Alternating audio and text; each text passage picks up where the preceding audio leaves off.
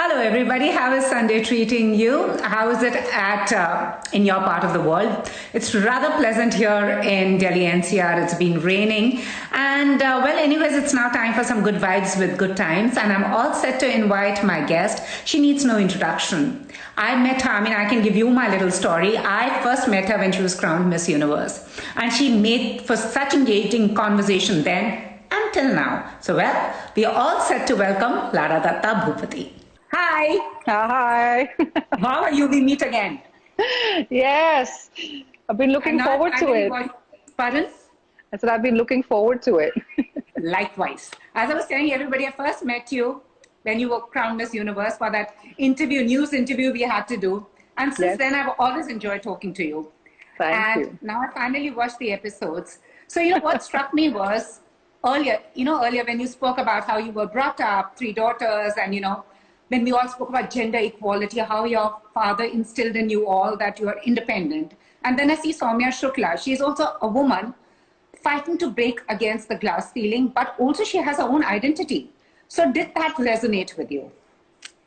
On many fronts, yes, it did. I mean, I grew up as an Air Force brat with my father in uniform, and then my sister followed suit. So, in fact, for me, my sister was a big reference point while doing this as well. She was the first batch of women helicopter pilots in the Indian Air Force, so the first batch of women officers. And so I saw what she kind of went through in the workspace, just being a woman trying to fit into a very much what was a man's world at that point of time. So those were references that I definitely drew on, realizing how my sister Cheryl, even mentally, the kind of strength that she had to have in order to hold on to some sort of femininity that was a natural part of your DNA, and not completely lose that, but at the same time sort of, blend in so that femininity wouldn't be misconstrued as weakness. And then of course the prep with meeting the fellow police officers that I met while I was prepping 400 just made all the difference, and just observing their lives, observing the way that they were with their subordinates, the way that they gave out commands, the way that they wielded authority. So to bring all of that into Saumya, like you'll see if you've seen the show, there's a lot of times that in all normal circumstances, a woman would just want to turn around and tell somebody to get the hell out of their face, which she can't because she can't be insubordinate to a senior officer. So it's literally where you have to bite your tongue and hold it in for that moment of time, but at the same time, you don't let the system beat you down. Which is true. And that's what struck me too, because when she's asked to attend those, little events and those family welfare things, while she'd rather be on the run and nab those, criminals. Exactly. But then again, she looks a certain way. She's called the department key item girl just because she looks a certain way. Yes. Do you also still feel women sometimes are not taken seriously about the way they look? You could be beautiful, but you also have brains. I mean, come on. Yeah, of course. I mean, I won Miss Universe when I was just 21 years old, and I learned very quickly in life that people over the world, so it's not just limited to India itself, people are very happy when they know that a Miss Universe or a Miss World is walking through the door. They're very ready to see a beautiful woman walking through the door, but not necessarily an intelligent one. So you kind of catch them off guard if you happen to have any kind of ratio of the two of them in equal measure, so it's just, I faced that, like I said, when I was quite young, and I learned to use humor to see it through. You don't take yourself too seriously, and you don't hold, you don't hold a chip on your shoulder saying, oh my God, this is something that I have to fight against. It's something you have to navigate. You do it in the best way that you can with as much aplomb as you can. And you also chose to join an industry that reeks of patriarchy. There are girls who are now standing up. You girls also made a difference. But it would have been tougher then than it's now. Yeah, but Pooja, I don't know. I mean, I'm very much a woman's woman, and I've interacted with a lot of career working women in my lifetime. And I don't think that that's limited just to only the Hindi film industry. I think It's women everywhere. across the board, it's everywhere. And It's everywhere. Police force, we see it in your show. Exactly. So it's everywhere. And I think even in journalism, it's just we have to work twice as or three times as hard in order to be taken seriously, or to be given those promotions, or to be given those, pieces to cover, or, projects to do, to showcase talent. far more than our male counterparts. But I don't believe, or I don't consider myself a feminist, or, you know, I don't consider myself somebody. It's just you quietly get on with what you're supposed to do. And, you know, somewhere down the line, you impact a thought process, you influence it. And like you rightly said, over the years, so much has changed, even in the Hindi film industry. I mean, I always say in 2011, when I produced Chalo Dilli and Chalo Dilli released, which was my first film as a producer, there were no other actresses, commercial mainstream actresses, who were producing at that point of time. Today, that's changed with Anushka producing, Deepika producing, so many more girls producing their films, you know. So slowly but surely, women will impact that change within the industries that they function in. It's just that we need to find a voice that's loud enough and have enough of those voices join us. I so agree. I think there's something about the Bangalore girls, right? Lara Dutta, Anushka Sharma, Deepika. Possibly. I think Bangalore allows you a little bit more leeway to be just a little bit more outspoken. Also, talking about 100, you know, it's lately on the digital platform, we are seeing a lot of content, you know, with strong roles for women. What was it about 100 that made you say yes? And I mean, after a very long time, you decided to grace us with your debut on the digital platform, you know? Well, I think for me, the first big draw obviously was that, you know, more than actually thinking consciously about wanting to enter into the digital space, for the longest time ever now, I've been saying that I really want to be directed by a woman. You know, so, I mean, I've had the great fortune in my career to be directed by some of the best, you know, directors that are in the business. But I think that for me, it was really, really important to experience what it would be like to have a woman directing me. And so when Ruchi reached out with 100, it really came out of the blue, you know. And so first off, it was the fact that, you know, Ruchi was directing. Secondly, of course, for those who have seen the show and for those who haven't, I mean, Saumya Shukla is like one of the most flawed,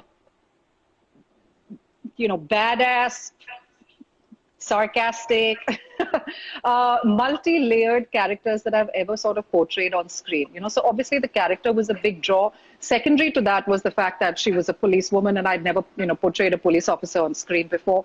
And then, of course, the story in itself. I thought for me, the concept or the idea of teaming up with an actor like Rinku Rajguru, who's so completely different. To both of us are from totally different, you know, film mediums. We are different generations apart. Completely different styles to our acting. I thought that that would be a really interesting mix to have for people to see coming together on screen. And I love the story. It's, you know, it's fast-paced. There's a lot going on. The characters are complex. The relationships are complex. And yeah, I just felt that if I had to make a digital debut, then what better sort of vehicle than this? It's not a Thelma Louise, but it's also kind of, you know, back in the day, kind of. Well, I was joking and I was saying, well, was Netra and Saumya going to be the new Jay Viru? I know, absolutely. And it's nice to see these movies of girl bonding, like women. Like, we don't need anybody, we can do it, solve our problems ourselves. Yeah. But what I liked about Saumya also, she is an officer. She also has her family. I mean, she says it to her mother-in-law that I do not want to take your crap. But I'm not going to divulge much of the story, but she also has another life. So was that also exciting? It was comfortable. No, it definitely was. And, you know, I find for me, I think, which honestly, like in many ways, a lot of the characteristics of Saumya were possibly some sort of latent, hidden, you know, desires of the woman that I wish that I could be, who was totally, you know, completely, I don't give a shit, and this is the way that I want to live it. So, I mean, I've been fortunate enough to really live life on my terms, and I've had, you know, the family and the support system that's allowed me to do that. But, you know, Saumya is unapologetically ambitious. She is just, I mean, she knows exactly what she wants to go after. She knows her relationship. She thrives on, you know, making situations really complex. And I was saying this to somebody else the other day. I've spent all my life simplifying my life so I can just deal with it. Saumya, the more complex the situation is, the more she thrives in it. So yeah, so I think, you know, there are certain aspects that I wish that for me, it was amazing to play her on screen for 3 months. It's like throw caution to the winds and live out everything that you know, sort of wanted to do. And I love the fact that she's got the husband there. They have their own equation there. It's not like she's not in love or she's fallen out of love, but it's a complex, you know, relationship. They're not diverging. she's pretty much competing back at home as well because of him being a police officer as well. You know, the feeling that he doesn't maybe, she doesn't know whether she really wants him to stand up for her or the fact that he doesn't stand up for her, you know. So it's all of that dynamic as well. The relationship with Maddie, which is on her terms, possibly the only thing that she actually has in her life that's absolutely just the way she wants it to be, you know. So it was complex and fun. So, you know, your performance is being described by critics as subtle and sedate. Yeah. And now hope to see you more often. And now somebody's asked, what next after this? So I have already signed something, which is also another digital show. I won't talk about it right now because obviously this is the big thing that's out right now. We want people to go watch it. So I have signed something else. It's chalk and cheese. It's completely opposite to what I've done on screen with Saumya. And but I honestly, I think I'm not in a hurry to sign on a whole bunch of things, and you know, it has to be something that's really worth it. And plus, it takes me away from my daughter, who's just 8 years old. You know, so it has to really be, like I said, it has to be something that's really adding value right now. Awesome. And you know, this is a question somebody asked me to ask you was, sometimes when you've been in the business and we see your pictures, and a lot of moms feel it might be easy for them, but it's actually the same, managing your personal life, mother, being a mom, and home. What is it like? Well, for me, I think it's quite challenging, Pooja, which is also why a lot of people say, you know, we don't see you enough on screen. But I mean, I'm not just an actor. I'm also a producer. I'm also an entrepreneur. I'm also a mom. And, you know, Mahesh and I have, the two of us are pretty much, you know, flying solo, as in we don't live in a joint family system. So we don't have our parents who step in to, you know, manage the back end of things. So everything has to pretty much be done by us. And both Mahesh and I, we have a deal in life that at any given point of time, one of us will always be present with our daughter. So she will always have one parent constant. So in fact, when I stepped out to do 100, and I was filming for those 3 or 4 months, Mahesh was completely holding down the fort at home. You know, and he's a very, very hands-on dad. And I think we've been able to find that balance with Saira as well, where she understands that both parents are working parents. We both have a career that we enjoy and we love. You know, I don't want to give up what I do because it brings me so much satisfaction and so much joy. And obviously neither does he. And so it's finding a balance within all of that. Yet at the same time, there is nothing that's more of a priority to both of us in our life than our daughter. You know, so it's about striking a balance in every which way. I launched Arise, my skincare range last year, which really has done really well for us. So I spent a year building up that business. You know, we are also producing things. So we've got a couple of projects that have international tie-ins. So, and I'm pretty hands-on with all of that stuff as well. So everything takes time, and you need to weigh your priorities in life and, you know, do things that at the end of the day make you happy and just add that value to life. That's so important now also to hear, because everybody seems to be in a rush. You know, nobody wants to rest. Everything is instant. You know, I've been in the business for 25 years. I started my modeling career before I won Miss India or Miss Universe or anything when I was 16 years old. And I think I've earned the luxury of just being able to do things at my pace. Awesome. And Saira, is she more sporty inclined, or she enjoys watching what Mama does? Well, she's only 8. So, I mean, she plays tennis almost 4 or 5 times a week with her dad, and she has her coach as well. You know, so obviously she's got that in her genes. But I think her default setting is more on mom. So she loves to sing and dance and the works. So at this point of time, it's just giving her, you know, a well-rounded childhood, and whatever she chooses to do will be her choice. And what's stopping her? She can do both. Of course. That's what we keep telling her. So the lockdown phase, what's it like? How's it going with all of you? I mean, who's cooking? Who's cleaning? All I'm telling Mahesh is he needs to be really, really, really grateful. The one thing that he needs to be grateful for during this lockdown is that our cook is actually our live-in cook. So that's covered. So, yeah, I don't think he would have survived these 4 weeks if his wife was cooking for him. No chance. But both of us are actually pretty, you know, we're homebodies. So this lockdown isn't very, very much different for us. It's just that, of course, now we're in each other's face 24/7. But it hasn't been actually too bad. I mean, of course, and both of us, he's been busy on the business front of things, and I've been busy because we were always launching 100. at this time. So we've been working towards it. And with the lockdown, it was even harder because all the post-production actually happened with everybody sitting at home and then working online. So it was quite challenging to bring out the show on time. But I've gone back to studying, so I'm doing a couple of courses online. So studying and like what? Like what? That's interesting. I signed up to 2 courses actually from the Harvard Online Institute, and I'm studying ancient Egypt and the pyramids of Giza, and I'm studying the influence of Christianity on colonialism and the economic impact of so quite some. So you're a history geek, aren't you? Yes, I am. So any like movie you would want to make on a period in history? Oh God! So I think period films. I've been part of. I mean, last year I was part of Beecham House, which was a period, television series that was directed by Gurinder Chadha, and I know how tedious and exhausting it is to make period pieces. So no, none of the things that are on the anvil at the moment have anything to do with any kind of period of time. But I'm always fascinated, and I love studying. So. Wow, that's so interesting. And also, anything, if you're watching, any recommendations you can give? I mean, everybody's asking each other for recommendations. Well, all I'm saying is I think I'm so fortunate and really blessed to be an actor. And I'm really happy that this is the opportunity we've got when everybody's sitting at home and are so frustrated going through this lockdown that as an actor, we're able to bring them some sort of entertainment. So at this point of time, all I'm going to say to everybody who's watching is please go watch 100, which is out already. It's streaming already on the Hotstar, Disney Hotstar. So, and I promise you, quite the ride of your life with Netra and Saumya. I so agree with that. And also another thing, Lara, when you made your debut and when Miss Universe happened, there was no social media.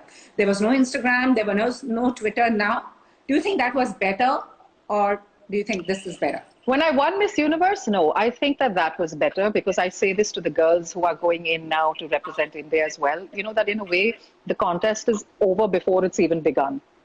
Because of social media. There's so much of influencing that takes place. And, the girls feel a lot of pressure to already have achieved something before they actually get an opportunity to do so. So they're already supposed to be mini stars before they even get to Miss Universe to participate. So I don't feel the playing field is even anymore. And today, before a contestant goes in or before a candidate goes in, everybody's already looking to see the amount of social media followers they have. And, that kind of determines their popularity or determines their worthiness much more than what they really are. So nobody really gets a chance to know who these wonderful young women really are before already forming, an opinion about them in their heads. So I am so happy that it didn't exist during our time. It just gave us a chance to be ourselves and let the world see us for who we were. And same goes for acting also, because I see that a lot of stress these youngsters have on their posting, the gym looks, airport looks, what they've eaten, their hair, which we don't seem to do at all. As you can see with me, I genuinely don't have any gym looks or any. I'm just happy if I can get myself to the gym in the day and get my workout done. So the last thing on my mind is what am I wearing to get it done? I mean, it kind of creates a lot of pressure. On the same time, it's a lot of fun. It gives you a chance, I feel, to really interact with a lot of your fans on a personal level. It also helps you, kind of skirt a lot of fake news that comes out there because so much of it is generated, so it gives you a chance to just clear the air, create a relationship, a direct relationship with your fan base. So that way, it's pretty good. For me, the whole pressure of, constantly looking camera ready just doesn't work. And as we're talking, a lot of love coming from your fans. Somebody said hello from Germany. Yeah. Somebody's watched 2 episodes, has loved it. Lots of hello. Good to see you after a long time. So yeah, what do you want to say to all of those people who are just loving the fact that you are here chatting with us? No, I'm extremely grateful. I really am. And I thank them all for the support and love. And I'm not an actor who's constantly visible. So I know that the fan base that I have is truly a genuine fan base because they've stuck it out with me. They've stuck through it, through all of it with me. And I know when they say we haven't seen you in a long time, we really want to see you on screen. It just makes me feel really good to know that, over the years, everything that you've put into your career, for me, for over 15, 16 years, it's the fans that make it worthwhile, and the people who've been there with you through it all, who still expect and who push you. I have so many people saying, you have so much potential. Why don't we see it on screen? Why aren't you doing things? And I really, really appreciate that. I thank them for all the support and the push that they give me. And lastly, somebody's asked a very relevant question. Being an accomplished woman in all aspects, businesswoman, actor, mother, wife, does it put pressure in a society like this? I think, being all of it doesn't put the pressure. It's expecting yourself to be perfect at all of it. I think that's what really messes you up. So quite early in my life, I really realized not to take myself or anybody else too seriously and to cut myself some slack, so you're not going to be able to be perfect at everything all the time.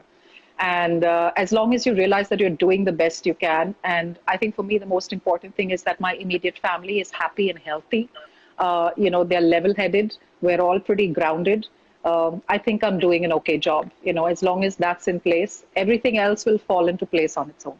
So agree. Thank you so very much. And I've used your product. I can say the night serum is awesome. Super. Also, please use our sunscreen. It is the best sunscreen available in the Indian market. I'm not saying it because it's mine. Trust me. I've used every product in these as many years that I've been in the business, and there's nothing like the Arise sunscreen on the market. Cool. Once the lockdown is over and we can go out, I'm going to pick that up. Thank you so much. More power to you. Always Thank you. A pleasure to speak to you. Thank you. Pleasure. Bye. Thank you. Bye.